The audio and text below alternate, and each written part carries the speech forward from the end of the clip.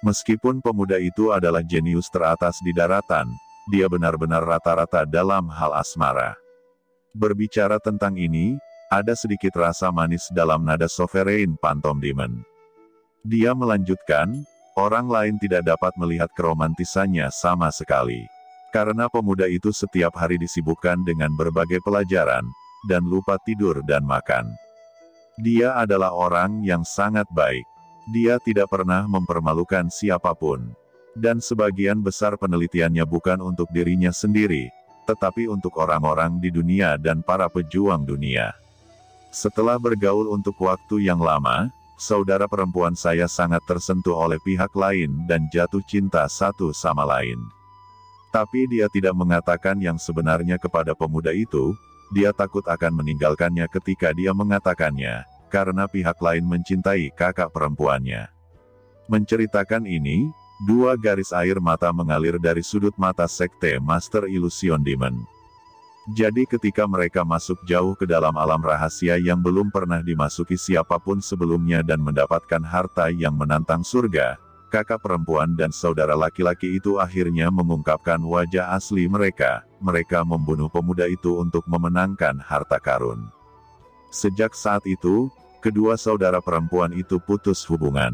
Adik perempuan berlatih sihir, bahkan dia merusak wajahnya karena agar jangan terlihat persis seperti saudara kembarannya. Dia tidak ingin melihat wanita menjijikkan ini lagi. Makna hidupnya adalah untuk membalaskan dendam pemuda itu, untuk membalaskan dendam kekasihnya. Ucap The Phantom Sovereign menangis, dengan darah dan air mata di balik topeng. Chen Sisi menatap Illusory Sovereign dengan kaget, matanya penuh ketidakpercayaan. Ketika dia sampai di kisah ini, dia sudah mengetahui bahwa sosok kakak perempuan ini adalah Sangguan Sier, jadi bagaimana dengan adik perempuan ini? Dia berkata, "Guru, apakah Anda adik perempuan Sangguan Sier?" Ucap kaget Chen Sisi mundur 2 langkah. Pada saat ini, Chen Sisi memiliki banyak pemikiran di benaknya, dan memikirkan percakapan antara dia saat bertarung dengan Sangguan Sier sebelumnya. Tidak heran jika tuannya mengenal istana berkabut Sangguan Sier dengan sangat baik, dia ternyata adalah saudara kembar Sangguan Sier. Master Sekte berkata, "Ya, nama asli guru ini adalah Sangguan Waner." Ucap Phantom Sovereign mengangkat kepalanya, menatap Chen Sisi, menatap murid kesayangannya. Dia akan mengatakan yang sebenarnya kepada Chen Sisi bahwa keturunan Po Chen Wu Huang masih hidup, dan dia tidak ingin Sisi terus menderita. Jika memungkinkan, dia rela membiarkan dirinya menanggung semua rasa sakit. Master Sekte berkata, "Sisi, sebenarnya. Tuan, jangan katakan apa-apa lagi." Ucap Chen Sisi menggelengkan kepalanya dan menatap Sovereign Illusory Demon dengan rasa tak percaya. Dia tidak bisa menerima semua ini. Masternya ternyata adalah saudara kembar Sangguan Sier, yang merupakan pembunuh Qin Chen. Dia berbalik dan terbang ke kedalaman kegelapan dengan cepat, tidak dapat menerima fakta ini jauh di dalam hatinya. "Pergilah, mulai hari ini, kamu tidak akan lagi menjadi guruku, dan aku tidak akan lagi menjadi muridmu. Tidak ada hubungan antara Anda dan saya." Chen Sisi berkata dengan dingin, dia tidak bisa menerima, tidak peduli apa alasannya, dia tidak bisa menerimanya. Sekte Master Illusory Demon berkata dengan cemas, tetapi Sisi tidak melihat ke belakang, tidak memberinya kesempatan untuk berbicara, dan menghilang ke dalam kegelapan. "Tidak, saya harus memberitahu Sisi berita bahwa Qin Chen masih hidup, dan saya tidak bisa membuat Sisi menderita lagi."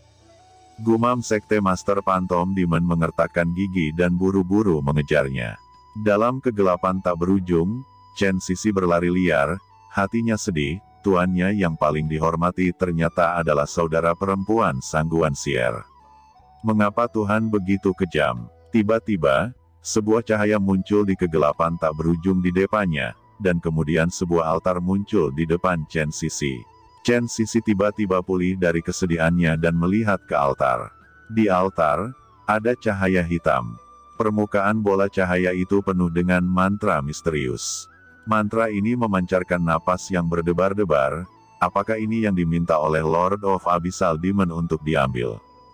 Gumam Chen Sisi segera bangun, dan menatap altar kutukan di depan. Chen Sisi merasakan kekuatan misterius mengalir ke wajahnya.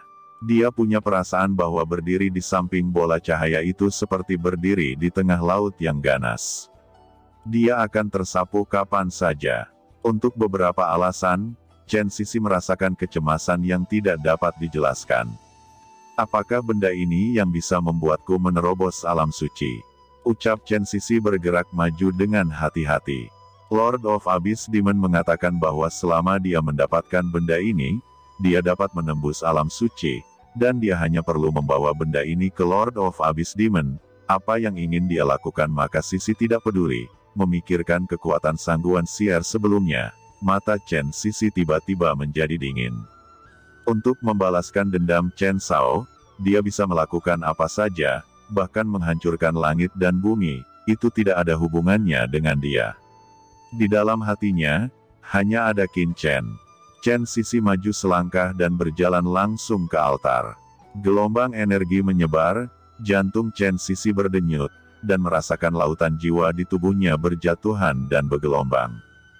Denyut di kedalaman lautan jiwa menjadi semakin jelas. Dia melangkah ke bola cahaya dan menyaksikan berbagai mantra misterius di atasnya. Sesuai dengan pengingat yang diberikan oleh Lord of the Abyss, dia mengucapkan mantra di mulutnya untuk merangsang kekuatan sihir, dan tangan kanannya tiba-tiba menyentuh mantra di luar bola cahaya. Sisi, teriak Sovereign of Illusory Demon juga mengejarnya, tepat pada waktunya untuk melihat Chen Sisi menyentuh bola cahaya itu. Tiba-tiba terjadi ledakan, kutukan pada bola cahaya hitam tiba-tiba berputar, dan aura mengerikan menyebar, berubah menjadi lingkaran hitam, dan langsung menghantam Chen Sisi. Chen Sisi dibalut dengan cahaya hitam, dan merasa bahwa tulang akan hancur. Rasa sakit yang mengerikan semacam ini bahkan dia sendiri tidak tahan. Sinar cahaya itu seperti ribuan jarum tipis yang menusuk seluruh tubuh Chen Sisi. Master hantu yang mengawasi Chen Sisi di kejauhan melihat raungan menyakitkan Chen Sisi, dia tiba-tiba panik. Apa yang sedang terjadi? Ada apa dengan Sisi? Gumam Master Sekte Setan Hantu bergegas menuju Chen Sisi, tetapi dia baru saja mendekati sekitar 5 atau 6 kaki dari altar, dan dengan ledakan, kekuatan yang kuat menjatuhkannya. Dia tidak bisa mendekati altar ini sama sekali. Tapi kenapa Sisi bisa masuk? Apakah itu untuk menyelesaikan tugas tertentu dari Lord of Abyss? Fikir Sekte Master Phantom Demon terkena beberapa cahaya hitam dan terluka di beberapa tempat di tubuhnya, dia berlumuran darah. Terlepas dari rasa sakit di tubuhnya, dia mengeluarkan pedang tajam dari cincin penyimpanan dan mengayunkan pedang ke arah lingkaran hitam di sekitar altar. Sovereign Phantom Demon langsung dipantulkan lagi, kekuatan ini bukanlah sesuatu yang bisa dia tolak sama sekali. Dia menatap Chen Sisi dengan cemas. Pada saat ini, Sisi, yang berada di lingkaran cahaya, penuh dengan uap, dan rasa sakit yang hebat menyebabkan semua organ internal di tubuhnya retak, dan cahaya hitam benar-benar mengubah tubuhnya lagi. Napas reinkarnasi terus mengalir di tubuh Chen Sisi, dan sumber kekuatan mengalir melalui tubuhnya. Chen Sisi merasa seperti dia akan dihancurkan. Dia berjuang mati-matian, mengetahui bahwa selama kesadarannya sedikit rileks, dia akan dihancurkan menjadi residu oleh kekuatan yang menakutkan ini. Lautan jiwa Chen Sisi terus bergetar dan retak, tetapi terus-menerus menyembuhkan dan memperbaiki. Laut jiwa perlahan membentuk pusaran air, dan cahaya berwarna-warni muncul, seperti paus raksasa, terus-menerus melahap cahaya hitam. Chen Sisi hanya memiliki jejak kesadaran terakhir yang tersisa, menjaga lautan jiwa dengan ketat. Pada saat ini, bahkan dia memiliki keraguan yang mendalam, apa cahaya 5 warna yang tersembunyi di lautan jiwanya. Dengan masuknya kekuatan hitam terus-menerus ke dalam tubuh Chen Sisi, aura di tubuh Chen Sisi juga meningkat secara gila-gilaan, bahkan melintasi batas menuju alam suci. Sumber energi iblis yang kuat tetap ada. Sovereign Illusory Demon memandang Sisi di altar dengan kaget. Sisi benar-benar menerobos alam suci. Apakah dia salah menebak? Tidak ada bahaya di altar ini. Hanya warisan. Pada saat ini, antara dunia dan bumi, aura asli dari Chen Sisi masih ada di mana-mana, dan Master Hantu terkejut menemukan bahwa dia telah terjebak di alam puncak semi suci. Saat ini ada sedikit pencerahan. Dalam keterkejutannya, dia mengabaikan rasa krisis yang tak dapat dijelaskan di benaknya, dan mulai duduk bersila dan berlatih dengan panik. Di bawah asal jalur sihir, Master Hantu juga memulai dampak dari alam suci. Pada saat ini, ada kekosongan ribuan mil jauhnya dari sini. Qin Mo terus melacak di sepanjang jalan, tetapi dia benar-benar kehilangan jejak Chen Sisi dan Sekte Master of Illusion Demon.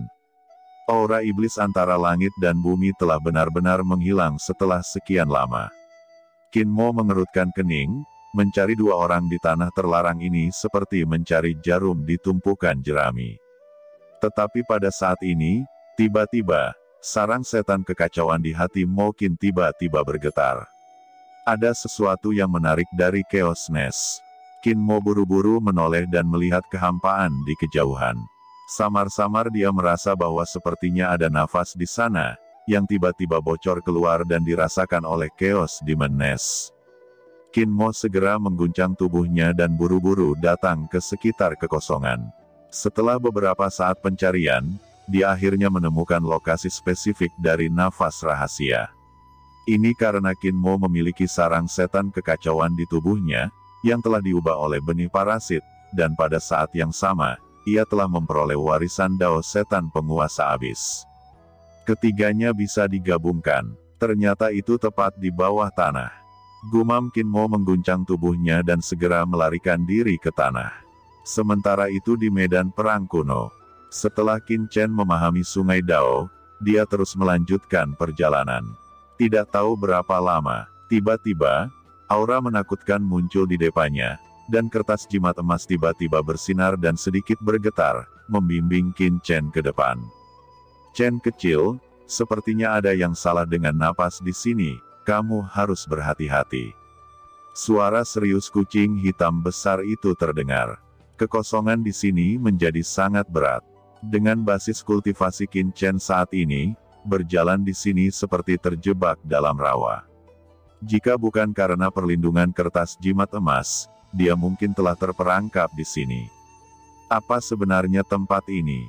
Hati Qin Chen bergetar, mengetahui bahwa dia seharusnya mencapai tempat yang sangat kritis. Dia terus berjalan ke depan untuk sementara waktu, dan tiba-tiba, Qin Chen berhenti, dan bayangan gelap muncul di depannya. Saat Qin Chen mendekat dengan hati-hati, bayangan hitam menjadi semakin jelas, dan ekspresi wajah Qin Chen menjadi semakin terkejut. Itu benar-benar bilah yang tajam, tetapi telah dipotong, dan hanya tersisa setengah bagian. Ada celah di mana-mana pada bilah yang patah itu. Dapat dilihat bahwa itu adalah pedang perang pada awalnya, dengan cahaya dingin yang redup, tetapi setelah pertempuran sengit, hanya tersisa setengahnya. Itu tertancap di tanah. Dan yang paling penting, di bawah bilah yang patah ini, jejak nafas waktu yang aneh mengalir, membentuk pusaran waktu seperti di pintu masuk sebelumnya. Apa yang telah terjadi? Mengapa kertas rune emas membimbingnya ke sini? Dan bilah patah ini benar-benar memancarkan kekuatan waktu, dapatkah dikatakan bahwa aura waktu di tanah terlarang semuanya berasal dari bilah patah ini? Tetapi bilah patah ini tidak memiliki penampilan asal waktu sama sekali.